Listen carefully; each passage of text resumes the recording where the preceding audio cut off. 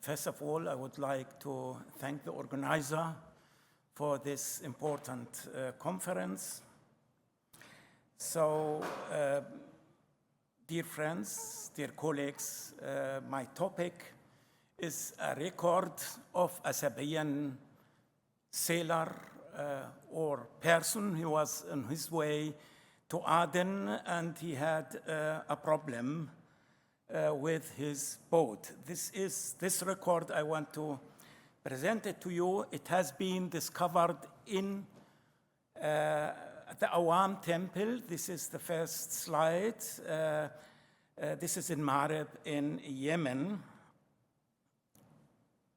Yeah, these points I want just to discuss a little bit with you. So the inscription itself, the record, is thanksgiving for his safety coming back from these problems in the sea. He was sick and so on. He described that in 15 lines.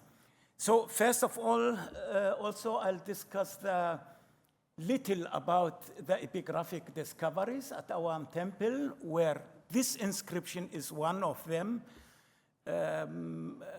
discovered 2005. The location of the inscription, a little about the content, and then the sea route. I mean, I don't want to discuss that, just to show you, to who are not aware with these kingdoms. Here we can expect, here is a Gulf of Aden. The person, maybe he was somewhere from Qana or Qanetu in his way to Aden, or from other place, maybe from Hadramaut. The text itself doesn't mention that. Yeah, just a little bit for the temple, Awām temple, or known as Mahram Bilqis. It's located in Marib, south of the old city of Marib, about 3.5 kilometers. It was established already at the beginning of the first millennium BC until the 4th century AD. With monotheism, it disappeared. It was deducted to the god Al-Maka, the national god of Saba, and it was the social institution. It was an economic, it was the safety temple. So anyone had a problem, like this guy, the Sabéen guy, so they used to go to the temple, made a dedication to the god Al-Maka. Just little to show you where is the location. It can be seen by Google. And then here you can see the location in the so-called Jannatain, the two Jannatan or gardens in Saba, which are mentioned in the Quran. So it's in the south. So this is the temple. We can imagine how huge is this temple. We excavated 9 seasons and with the American Foundation for the Study of Man, and we uncovered just maybe 1/10 of the archaeological site. So you can see the oval. This is the haram of Mahram Bilqis. So this is the inside sacred space. The length of this wall is about 300 meters, and the height is about 15 to 16 meters high. So it is the biggest temple in Arabia. So our inscription has been discovered in this. This is again, it's difficult to see here. Okay. So our inscription has been discovered in this temple. During our excavation, I participated as an epigrapher for the 9th season, and I myself recorded 500 circa 500 inscriptions. Some of them are more than 100 centimeter high, 150, but not. Here you can see. So here is the location of the inscription. This is called the annex. Just a summary about this inscription. It's typical deductory inscription.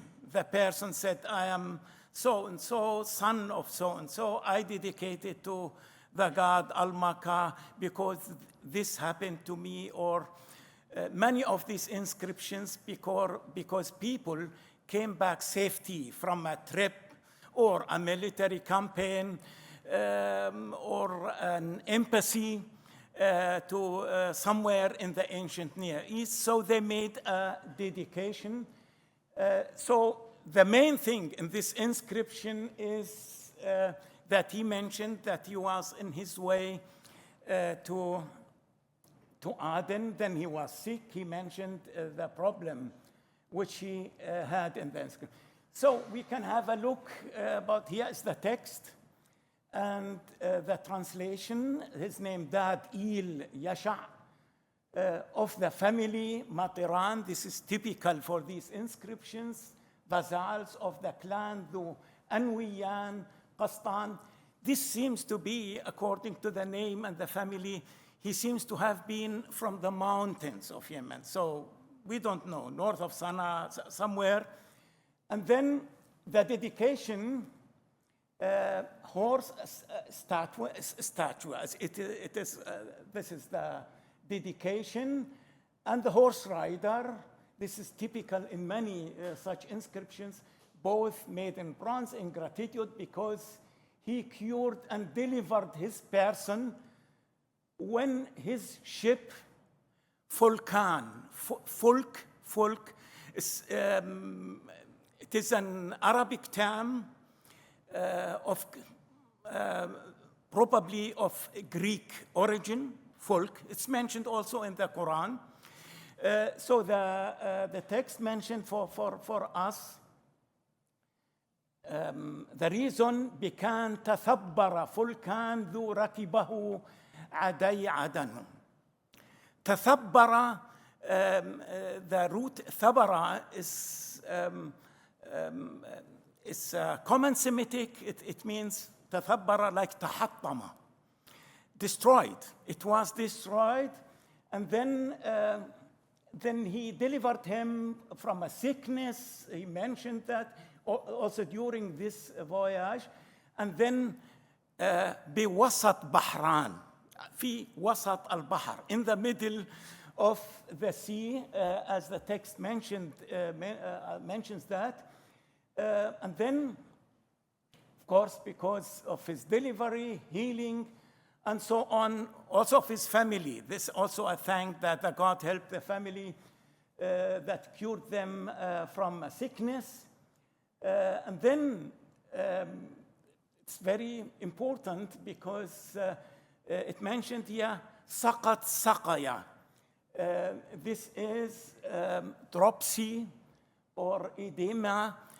This is the same term, interesting in Arabic and in even Akkadian, but it's still in Arabic. Saqi, saqiya, the same term is mentioned here. And then then he said where it was. It was in Wa'lan, in the area of Radman, north of Aden. And then, of course, the invocation from the god Al-Maka to continue helping him for the future.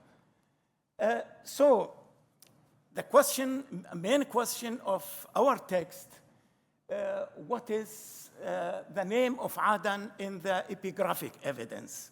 It's mentioned several times.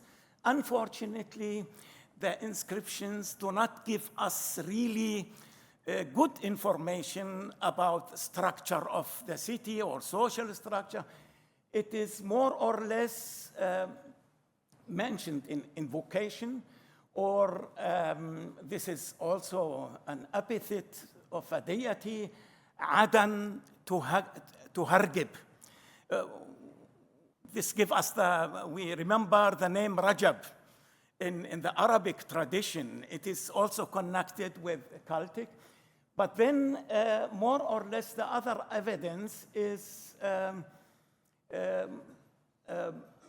invocation from the deity, and وَفِي هَجَرَانْ Aden, yeah? And then there is two possibly goddesses related to the city of Aden.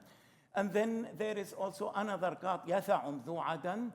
And then we have Hayqan ذو Adenum. This is the port of Aden. So it is important to have terminus mentioned. It shows how important Aden was. These texts are more or less from the early centuries AD. In Greek-Roman sources, there are really good information about, Aden in the way to Indian and so on. And then there is Oidomenus Arabia is typical. Scholars mean this is Aden. Anyway, we have good information from the classical sources. Then what do we know from the inscription about sea routes? This is, for our topic, maybe interesting. Unfortunately, or I have to say, the term Bahar, it means in ancient South Arabian sea, coasts, coastal land, lowland, plain, basin, and so on. Even a specific room in graves has also Bahar. It's like when the Arabs say today, في بحر هذا الأسبوع, within this week or so on. But it could be also a location even in graves. So we see the meaning is different. But anyway, it's also mentioned as a sea and a coast. These are two, I selected these examples because it's really clearly that people in ancient Yemen used the sea routes and sometimes the land route at the same time. These are from the time of the first one, from the time of the King Shammar Yuharash, beginning of the 4th century. It's an embassy sent to Qaisar of Bilad al-Sham, Sha'mat, and it is mentioned, it's clearly, as you see, وَبِكَانْ تَبَلَّتُوا عَبْرْ قَيْصَرٌ مَلِكْ شَأْمَتْ كَسَبَأَيْ بَحْرًا. So they use the route possibly from somewhere in Red Sea, near Sana'a in this period, but going maybe to Ayla, Aqaba today, and then use the land, because this Qaisar of Sha'mat was for sure not in Rome. This is Qaisar Sha'mat. This is one of the earliest mentioning of Bilad al-Sham, Sha'mat. But Kasaba ay Bahran, they use the sea route. So this is important.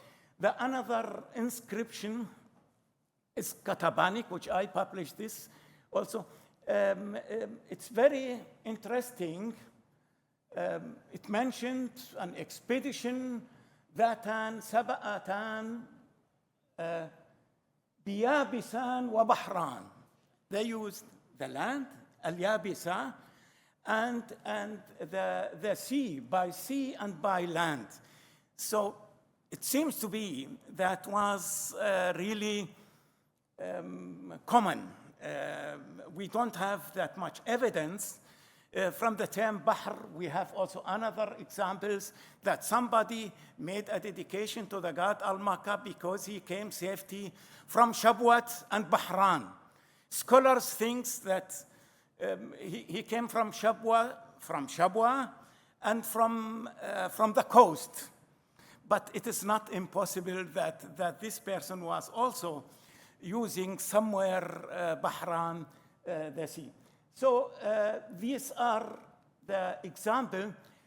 Dropsy, as I mentioned, it is very interesting that maybe we have about 70, 80 inscriptions that mention illness and healing.